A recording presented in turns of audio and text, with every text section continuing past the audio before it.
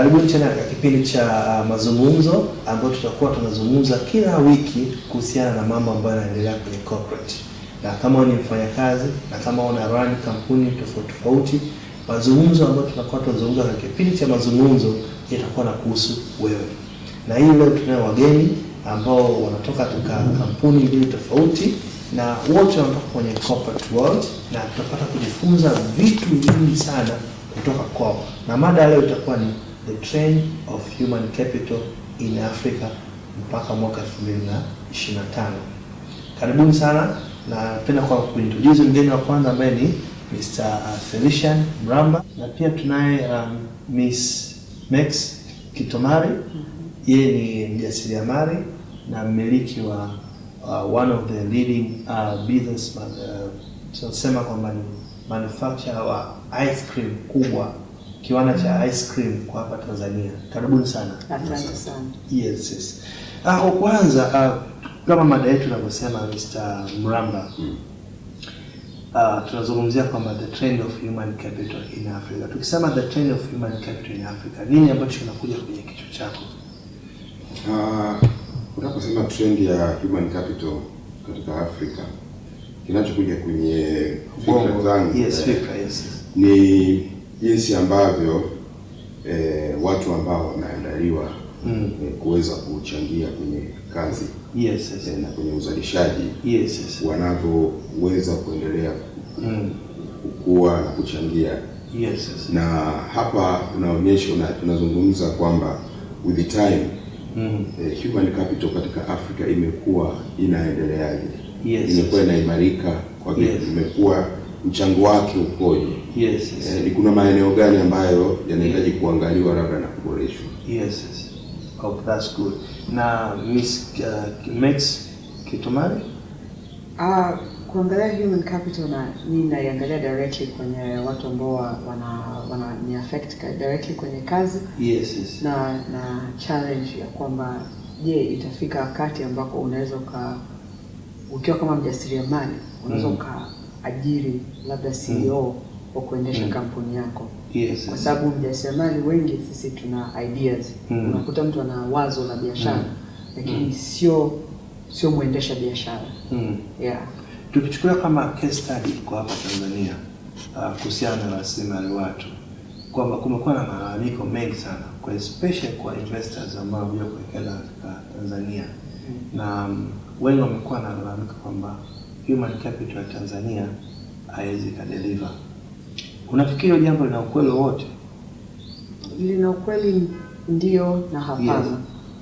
Kwa sababu in experience ambao wanapitia ni kwamba unakuta wanaajiri CEO lakini anakuwa not honest experience na stuff like that. Kwa hiyo hence wanalazimika ku outsource. Lakini hapana, in terms of for CEO afikie lengo sidhani kama afanya research ya kutosha ku source that CEO they want.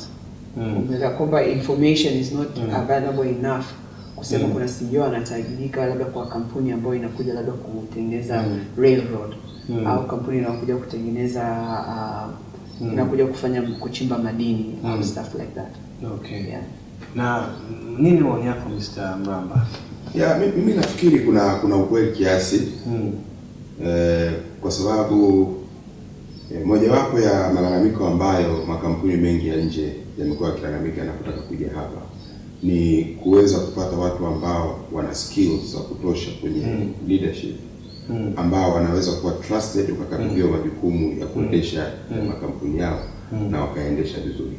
Nakumbuka mwaka 2013 nilihudhuria mkutano mmoja ilikuwa Frankfurt wa German Tanzania business relationship. Sasa katika mkutano ule consistently participants walikuwa wanalalamika kwamba wanapokuja huku na mitaji yao wanataka kuwekeza hapa ili waanzishe makampuni, mambo matatu yalikuwa yanawatatiza. Kwanza infrastructure ni matatizo. Pili, walikuwa wanalalamika kupata partners wa kupartner nao. Lakini jambo la tatu ambalo walikuwa wanalalamika sana ni skills hasa katika eneo la kuweza kusimamia ile mitaji yao na makampuni yao. Okay. Lakini upande wa pili kumekuwa pia kuna hatua fulani za maendeleo katika eneo hili. Huko nyuma tulikotoka nadhani hali ilikuwa mbaya zaidi. Lakini with the time wameanza kutokea CEOs ambao wameperform vizuri na kwa kweli wameacha alama katika baadhi ya taasisi ambazo wameziongoza, whether za private, whether za serikali, kwa sababu kidogo kunaanza kuwa na evolution katika eneo. Lakini kwamba tukiangalia mifano mingi kutoka nchi mbalimbali ambayo zipo hapa duniani, kwamba nyingi walianza kwamba wajui, walianza na sifuri, na ndio siri kubwa ambayo ya mafanikio. Matajiri wengi ukiangalia, wengi wanaanza from scratch, from zero, lakini baadaye wana grow, wanafika hadi level kubwa. So unafikiri kwamba kukosekana kwa skills ndio sababu ya sisi kwamba kutorusha ndege yetu angani na kuweza kupaa na kuweza kuchanja mbuga? Of course hiyo skills zinachangia kwa kiasi fulani, lakini kuna factors nyingine pia. Kuna factors kama attitude. Ni jinsi gani sisi tunavyo behave inapokuja kwenye kuwajibika na mambo serious. Nitakupa tu mifano. Miongoni mwa matatizo ambayo tunayapata makubwa sana hasa kwenye ajira miaka hii ni kupata vijana ambao wanapokuja anachofikiria kwenye akili yake ni kupata hela haraka na kukimbia na kwenda kufanya vitu vingine. Hana muda wa kufikiria kudevelop, kugrow, acha legacy. Na yeye mwenyewe kukua katika skills, kukua katika knowledge, hata kukua katika attitude. Anawaza hela kwanza. Na utakuta anaweza akakaa pale baada ya siku ngapi amecheza mchezo fulani, amepata hela kwa namna ambayo sio sawa, anakimbia. Anakwenda anaanzisha kampuni yake, lakini kwa sababu hana skills na huyu mtu hajaandaliwa, mara nyingi hawezi kufika popote. Kani Mexico kwamba hela ni matokeo ya mafanikio, na kama ni matokeo ya mafanikio au labda sio kama matokeo ya mafanikio, nini ambacho kinasababisha mtu awe successful? Time. Yeah. Time. Kwa hela ni matokeo ya mafanikio. Yeah. Hela ni matokeo, inakuja as you go. Lakini investment yako kinachosababisha really ufanikiwe ni investment ya time, consistency, attitude na kujitoa. Kujitoa, dedicate. Kuwa knowledgeable katika kile jambo ambalo unalifanya. Kuwa knowledgeable. Kwa hiyo tuseme hapa kinachoweza kutengeneza hela, tuzungumzie ni kama kitu energy, kama kuwa na passion na kile passion. Ile drive, kuwa na drive.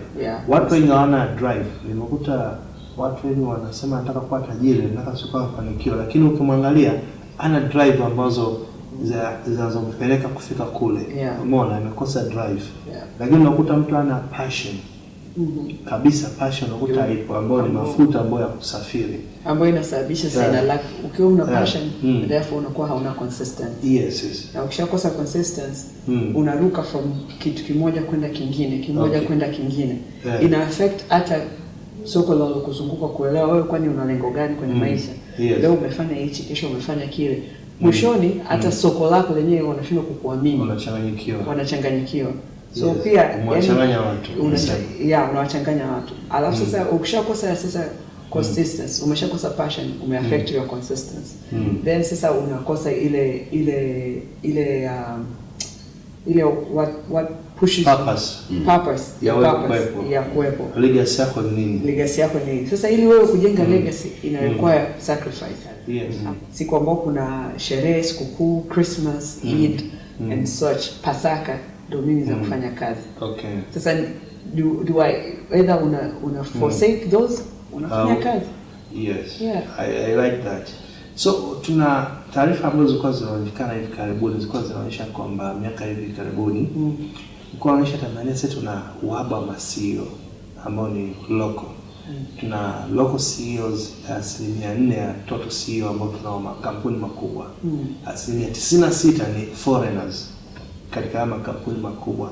Je, hii jambo lina affect vipi mjasiriamali kama wewe? Kwa sababu unajua nikiwa local foreigner, kama nilikuwa ni foreigner alafu mimi ndio CEO kampuni fulani, kwamba ile ina affect kwamba procurement, kwa sababu nitafanya based on my interest ambayo kwamba nisije karibu kwa shareholders. So hii imekaje? Well, nitasema kwamba hiyo kweli ni kitu ambacho kinasikitisha. Lakini sasa kuna sehemu kwamba really serikali inabidi step in kabisa na kusema watu ambao hizi positions ni za locals. So hauwezi ukawa na kampuni hapa unless una hire local. Na local mwenyewe awe na these qualifications. Umeelewa? Sasa kupata hao locals wenye hizo qualifications, ina maana serikali inabidi angalie kwenye long term investment ya human capital. Yes. Kwamba actually serikali inasema mwaka huu inasomesha CEOs 100. Umeelewa? Kwamba wanawapeleka hizo universities ambazo zina results to CEOs. Wanajua kabisa wameinvest kwenye CEOs 100 ambao watakuja kurun kampuni za watu miaka 10 ijayo. Umeelewa? Yaani kampuni, yaani serikali inalipa kabisa ada ya Howard University. Inalipa ada za Stanford University. Inaandaa kabisa watu. Wana invest in those programs. Protect national interest. Sababu kama mimi nilikuwa labda ni CEO labda chukua labda Vodacom, au labda CEO wa Tigo au wa Airtel, lakini ni mgeni, sio hivyo? Au kampuni yote kubwa, nimetoa mfano tu. Kwamba zile local procurement obvious unafikiri stand up. Kama ni kampuni inafanya procurement ya bilioni 300 kwa mwaka au bilioni 200, zile zote mtu atafanya based on kwa manini alichokiona kwenye maisha yake, aloishi nje ya nchi. Kwa hata hawaita wale watu ambao wanawafahamu na trust at the end of the day, kwamba lakini local people wakiwa ndio CEO wa kampuni wanajua nikitaka kitu fulani najua kitu fulani, nipigia tu simu, yupo maeneo ya Posta, huyu yupo Mbagala, huyu kitu fulani mzuri yupo ni jambo hili. So ile na affect ile entrepreneurship yote. Umeonaje mzee Mramba? Nafikiri uko sahihi. Na ni kweli alitoka naongea Messi hapa. Ni lazima kuwe na namna ya kuweza kudevelop uwezo wa wale CEOs wetu hapa, na tuwaandae vizuri kiasi kwamba tutakuwa na pool kubwa ya CEOs ambao kama kampuni yako inataka competent CEO, naweza kwenda kwenye pool ikampata. Na kufanya hivyo kunahitaji process kubwa zaidi ya kutrain. Ni zaidi ya kuwapa education. Inabidi tuende kwenye level ambayo hawa watu wanakuwa oriented kwenye skills za leadership na management ya makampuni. Na kufanya hivyo ni lazima, kwa mfano unapokuwa na kampuni kubwa, umetoa mifano ya Vodacom, Tigo na wengine, then nikiwa na top wa Vodacom ametoka nje, then anayewa chini yake awe Mtanzania ambaye ana underlearn, anakuwa anajifunza kwa yule mtu ambaye yuko juu. With the time, kama kwa mfano tukiweka utaratibu makampuni yote ni lazima wajue akiwa wa nje wa chini yake awe ni Mtanzania. Baada ya muda wale wa Tanzania wanakuwa wamelearn skills za kuweza kusimamia haya makampuni.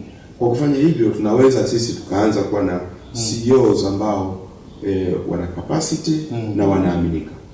Lakini tukiangalia kwenye upande wa serikali pia, serikali za nchi za zetu kama South Africa au baada Kenya inawekeza dola milioni zaidi ya 200 na wakati mwingine kwa mwaka, kwamba lakini nchi ya kwetu imekuwa inawekeza na ndogo sana kwenye human capital development. Achana na mambo ya elimu. Elimu ni kitu kingine.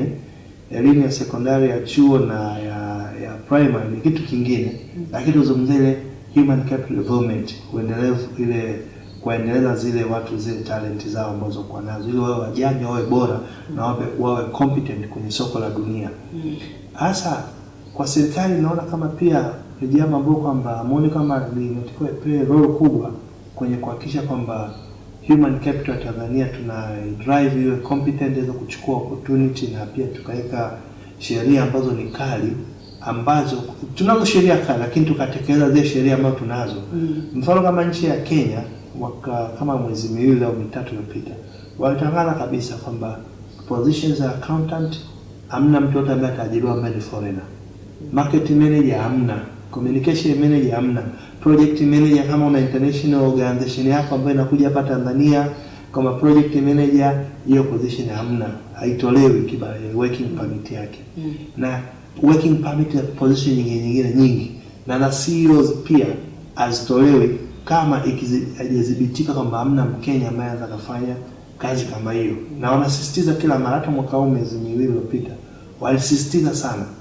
So nchi ya kwetu pia imekuwa inasisitiza, lakini unaona bado unaambiwa working permit zimetoka 5,000, 10,000 anapicha miezi miwili au miezi mitatu. Je, ipoje, imekaje? Mimi ninapoitazama kwanza naona kama kwa kweli serikali inaweza ikafanya kwa kiasi fulani. Lakini jamii kama jamii, the way jamii yenyewe ilivyojiandaa kwa ajili ya ku take advantage ya opportunities hizi, jamii tumejiandaa kiasi gani? Maana hata serikali inaweza ikaweka sheria kwamba ni lazima kampuni yote inayokuja iajiri CEOs wa hivi. Yale makampuni yatakapokuja yatakuja na sifa za CEO wanayemtaka. Je, wakiweka zile sifa watampata CEO wanayemtaka? Hata kama serikali imeweka sheria, inaweza ikatokea kwamba hawampati. Lakini mimi ninachofikiria katika hili ni kwamba kwanza kabisa sisi wenyewe tuoneshe hiyo competency. Watanzania wenyewe tuonyeshe hiyo competence, tuonyeshe huo uwezo. Na ukionyesha huo uwezo, yatakuja makampuni yatasema Watanzania wanaweza. Na labda leo nilikwambia kitu kimoja. Unafahamu dunia haina siri. Haina siri. Na watu tunakuwa branded kulingana na jinsi tunavyo perform. Wanasema kabisa Watanzania wako hivi, Wakenya wako hivi, wa Rwanda wako hivi. Kwa hiyo wanakuja tayari wana knowledge kwamba Watanzania wanapopewa nafasi za kufanya kazi, kusimamia miradi mikubwa, makampuni makubwa, behavior yao kwenye ile kazi iko hivi. Sasa hiyo yenyewe tu ni brand. Yeah. Ni kwa mama mmoja wa South Africa. Aambia, you're from Tanzania. Baadaye akaanza kuelezea Tanzania hapo hivi na hivi, kama nono. So mimi umekosea hapo, unaona mtu mmoja. So lakini sasa change hiyo narration na hiyo perception itachukua muda sana. Itachukua muda. Yeah, lakini sasa kama wewe yani I see lengo lako kubwa za mikono is to build leaders in Tanzania. And who train human development and stuff like that. Asa after discussion like this, wewe kama kijana Mtanzania, ni wajibu wako wewe kumtafuta waziri anayehusika. Ushare knowledge hizi ambazo unakusanya ili kuweza kusaidia kama ni policy changes zianze mapema. Umeelewa? Kwa sababu hatuwezi, we cannot sit here and say serikali. Serikali ni sisi. Yaani kwanza kubadilisha notion ya Tanzania kwamba siasa is separate from you. Siasa is everything for you. If you want a better country, lazima na wewe mwenyewe uwe support system, uparticipate. We have to actively, vijana to actively participate kwenye siasa. Umeona? Kwa mfano jana nimeona binti Botswana miaka 31 tayari ni waziri wa trade in her country. 31. Sasa hiyo notion hapa Tanzania kwanza unaweza watu wakashtuka. Miaka mingapi? Yaani by the time ukishatoka miaka, lakini sasa ni wajibu wetu sisi vijana kwenda. Lakini sasa anaelezea jinsi alipopata hiyo position ni kwa kukesha mlangoni kwa mtu ambaye alimsaidia kufika hiyo position. Umeelewa? Sasa lakini ni us to push na kufanya conversations na ku affect policy changes as we go. Naona muda umeenda kabisa. Labda kwa kumalizia kwa maswali mawili kwamba ambayo nitaanza kwa mtashia pamoja ambao kwamba kuhusiana na mambo ya AI, artificial intelligence. Artificial intelligence imebadilisha trend ya human capital kwa dunia nzima. Na sasa hivi trend hiyo kama inawezekana impact bado haijaweza kuonekana sana kwa Afrika au Tanzania tuzungumzie, lakini bado impact inaendelea kwa kasi. Ule moto wake ni mkali sana. Mnaonaje kwamba the future of human capital katika Afrika, ukichukulia kwamba kuna disruptive inatokea kila wiki katika dunia? Okay. Ya impact ya artificial intelligence mimi ninavyoiona mimi itakuja kwanza baada ya miaka mingi. Kwa Afrika. Yes. Ninaposema miaka mingi inamaanisha labda Spain miaka 20 30 mbele. Tutaanza kuona kidogo inaanza kuhappen hapa kwetu. Sitegemea in the next 5-10 years. Na kwa nini nasema hivyo? Ni kwa sababu ili uweze kuemploy artificial intelligence kwenye kazi, kwenye decisions, kwanza ni lazima infrastructure inayo support hiyo imekaa sawa. Ambayo kwa kesi ya Africa we are still katika artificial intelligence, sio hivyo? It's not like lazima tuchukue labda robot peke yake. It's everything in totality. Kwamba ukizungumzia kwamba mambo ya namna ambayo kwa automate kazi zimekuwa sasa hivi zimekuwa very automated. Sasa hivi watu watumii tena manual kwa ajili ya HR kufanya payroll processing. Sio watu watumii tena whatever. Umekuwa kila kitu. Kwa mfano kwa Afrika statistics zinaonyesha kwamba payroll na HR itakuwa automated by 2020. Umeona? Yaani hiyo ndo trend jinsi ilibadilika. Aoni kwamba kama sisi kama tukichelewa kuadapt hiyo kitu kwa Afrika itakuwa ahead and then sisi bado tutakuwa tumeachwa mbali na Afrika. Okay, ninachokiona mimi ni kwamba kuna levels. Kuna levels za hiyo artificial intelligence. Kuna level ambayo sisi tunaweza tukaparticipate, ambayo kwangu mimi naona kama ni low level. Lakini najaribu kuangalia kwa mfano artificial intelligence ambayo inaanza kutumika kwenye nchi kama Marekani, South Korea, nchi kama hizo au Japan. Ambapo sasa wanakwenda unakuta kiwanda kikubwa cha magari, the whole plant system zao zote zinafanya kazi kwa kutumia computer systems, inafanya decisions, na assemble, inafanya vitu mbalimbali, kwenye design, kila kitu. Hapa kwetu tutaanza kwenda kwenye levels kama hizo tunazosema za payroll na za nini, ambazo naona bado ni low level. Lakini tunapokwenda kwenye real artificial intelligence ambayo intensive kwa Afrika bado naona tuna muda, lakini kuwa na muda haipaswi kutufanya sisi tukabweteka na kukaa kimya. Tunatakiwa tuanze kujiandaa na tuanze kuandaa watu, kuandaa na watu ambao wanaweza kujifunza hizo systems na kadhalika, ili ninapofika wakati sasa tunatakiwa tuanze kuimplement, tuwe tayari, tuna maandalizi. Kwa hiyo watu mwe tayari kwamba huu ujio sio kama ni wa Europe au wa Asia peke yake, ujio wa dunia nzima. Kwa hiyo anytime, lakini itachukua muda kidogo, lakini kwamba itatoa effect. Na thamani ongezee kidogo. Unajua unachokisema ni kitu ambacho tumekiona kwenye vitu. Kwa mfano hii issue ya e-money systems. M-Pesa mpaka leo watu wa Ulaya wanakuja wanajifunza kwetu. Wanajifunza kwetu. Watu wa Asia wanakuja wanajifunza kwetu. Ni kitu ambacho kimeanza kwetu, na kwa mfano wenzetu walianza na simu za kawaida wakaenda kwenye simu za mkono, lakini sisi almost Africa tumeenda straight kwenye simu za mkono. Hatukupita kwenye stage fulani ya simu za nyuma. Kwa hiyo nadhani hata kuna technology hizi zinazokuja ambazo Afrika tutajikuta tumejump, tumeenda moja kwa moja kwenye the future technology, hata kama hatukupita kwenye hatua kwa hatua. Yes, nini maoni yako pia Messi? So nakubaliana na Mheshimiwa Mramba hapa like 100%. Kwa sababu Afrika nchi nyingi ni 50 years old to 60 years old. Kwa hiyo tunachofanya tuna catch up. So tuna skip processes, tunaenda mbele. Lakini kwa nchi ambazo pia ni zina miaka 40 kama South Korea, miaka 50. Sasa wao pia they're still catching up as well. Asa technology inatufanya tuna skip some processes, tunaenda mbele.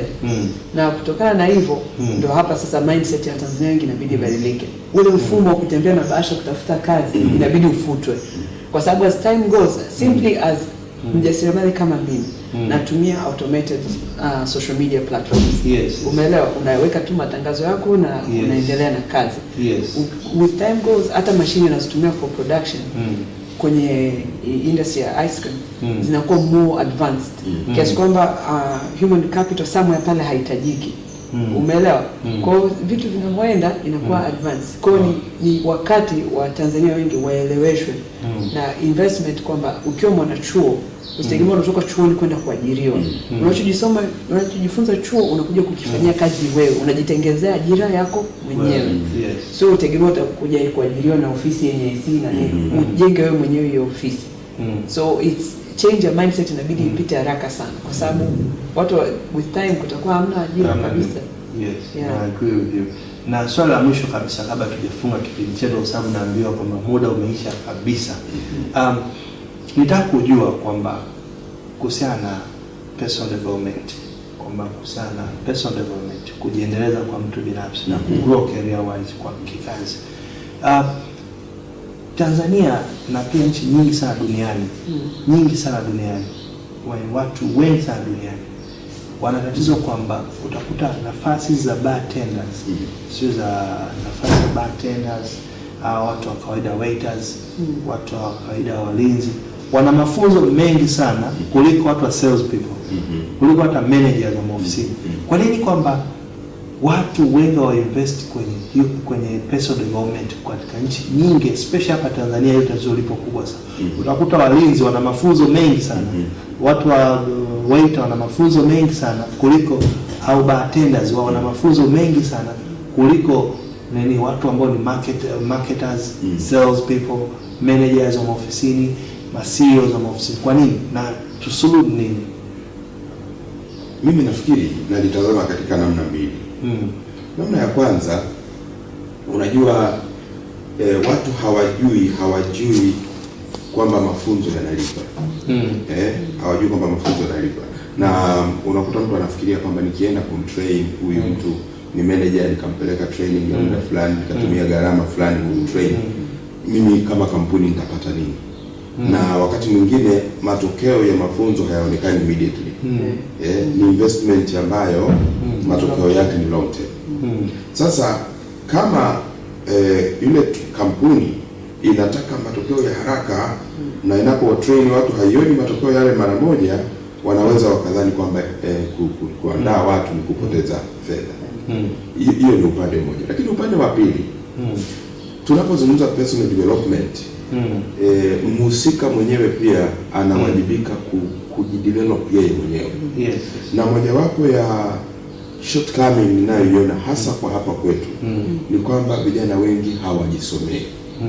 Hawasomi. Kijana anaweza akakaa kwenye WhatsApp anasoma message za WhatsApp the whole day. Lakini ukimwambia ni kitu gani kingine ambacho ni constructive katika maisha yake amejisomea kwa siku, vijana hawasomi. Na ukiangalia nchi zingine kwa mfano, unakuta vijana wanaspend muda mwingi wanasoma vitabu, wanasoma journals, wanasoma vitu ambavyo vinawapa knowledge, vinawadevelop. Lakini hapa kwetu vijana wanapenda kusoma vitu ambavyo havina contribution kwa program, kusikiza habari za na ukitaka kuwapatia na wateke kupata attention yao peka habari za gossip. Kama hivyo habari za udaku. Sasa udaku quality, hapo tunazungumza kwa quality ya people ambao hapa Tanzania. Maana udaku hauwezi kukupa personal development, hauwezi kugrow, hauwezi produce quality people. At the same here, personal development is quite a challenge. Na pia unakuta mtu kusema kuinvest kwenye mtu, again it goes back. Anachofikiria ni kwamba mtu akishamtrain utaondoka. Alafu ukiondoka naingia saa again is the same challenge. Lakini wengi hawajisomei. Yaani kujisomea it's quite a myth. Yaani watu wengi wanasema ukitaka kuamaliza Tanzania just keep it kwenye maneno ya kusoma. Utaangamiza wote kwa sababu hawatasoma. Ila ukileta in form of short video wakanini wataona, ikiwa in form of udaku wataelewa. Lakini ukisema kusoma, kujisomea na kusoma like a simple report like that, Tanzania hawezi kusoma. Hata kusoma, naona kama hii sio ya kwake. Sio ya kwake. Lakini sasa ni again our responsibility kuwafungua na kushare na si ambao tayari tumesha somehow tumepiga hatua fulani kurudi nyuma na kunyanyua watu wengine na kuambia soma hichi, soma kile, hiki kitakusaidia na nini na nini. Kwa hiyo ni wajibu wetu sisi. Na unajua hii inakwenda mbali zaidi mpaka kwenye curriculum kwenye vyuo, kwenye mashule ambapo vijana unakuta usomaji wao ni kusomea mtihani tu, kufaulu. Lakini sisi tunataka watu waanze kufikiria kusoma, kupata knowledge. Ifike kipindi kwa hamna mitihani chuo. Kwa sababu kuna rafiki yangu amesoma Ufaransa, anamaliza mwaka mzima amesoma masters, mtihani amefanya mmoja wa economics, lakini kwa nzima ni just report, lakini report ambayo inaonyesha matokeo ndio mtihani wake. Report ambayo inaonyesha matokeo. Hiyo ndio mitihani. Ifike kipindi sio mitihani tena, ni report inaonyesha results. Mimi zamani nilikuwa nasoma sana, nilikuwa nafikiri nikisoma sana kifaulu nitatajirika. How is that going for you? Nikafika chuoni ikabidi nikagundua hapana. Nikaachia mwaka wa 3, mwaka wa 2 kwa. Sasa hapa bwana chana mambo ya kusoma sana. Niwe kwenye personal development nikaanza safari. Anyway, asante sana ndugu kwamba kwa watazamaji kwa kusikiliza kipindi chetu cha leo na pia kutizama, na natumaini kwamba mpata kujifunza mambo mengi sana kuhusiana na mazungumzo ambayo tumepata kuzungumza leo na Mr. Mramba. Nakushukuru sana Mr. Mramba. Asante sana. Pia nakushukuru sana Miss Mex Kitomari kwa kuja, na pia mmekuwa na timetable ambayo imekuwa very tight, lakini mmeweza kupata kuja. Na pia ndugu mtazamaji kwamba ili uweze kwamba kuwapatia watu wengi taarifa hii, kwamba usisahau kwamba kufuatilia pia YouTube channel zetu ambazo ni Mikono Speakers International TV, ambapo kwamba utapata kuingia kwenye YouTube channel na pia ukashare na watu wengi na pia ukasubscribe, na pia ikaweza kufikia ujumbe huu ukawafikia watu wengi na unaweza kuwapatia hii knowledge ambayo umeweza kujifunza leo. Na mpaka juma lijalo, ni mimi Deogradas Kilawe. Kumbuka kwamba kuinvest katika personal development, jiulize wewe leo kwamba mtu kama waiter, mtu kama bartenders, au tuzungumzia general bartenders, au labda tukizungumzia walinzi, watchman, wana invest sana kwenye development ya wao wenyewe kukua career wise. Kwa nini wewe leo wewe hapo kwa ofisini? Kwa nini wewe hapo ni market manager, sales manager, mtu ambaye ni manager wa kampuni au CEO wa kampuni au general manager wa kampuni, you don't invest yourself kama unavyoinvest hao watu wengine? Na then ndio unategemea kwa kupata matokeo makubwa, na kila mwaka unakuwa una cycle pale. Mikono Speakers tumekuletea kitu kinaitwa World Sales Conference na Strategic and High Performance Leadership Summit pamoja na Market Mastery Summit. Huu ni mkutano ambao kwa utakutanisha magwiji wa duniani ambao watakuleta pamoja, watakuja kwa pamoja kwa ajili ya kuweza kupeleka katika level nyingine na uweze kugrow. Asanteni sana, na pia usahau kwamba kusubscribe kwenye YouTube channel yetu. Mpaka juma lijalo, Deogradas Kilawe.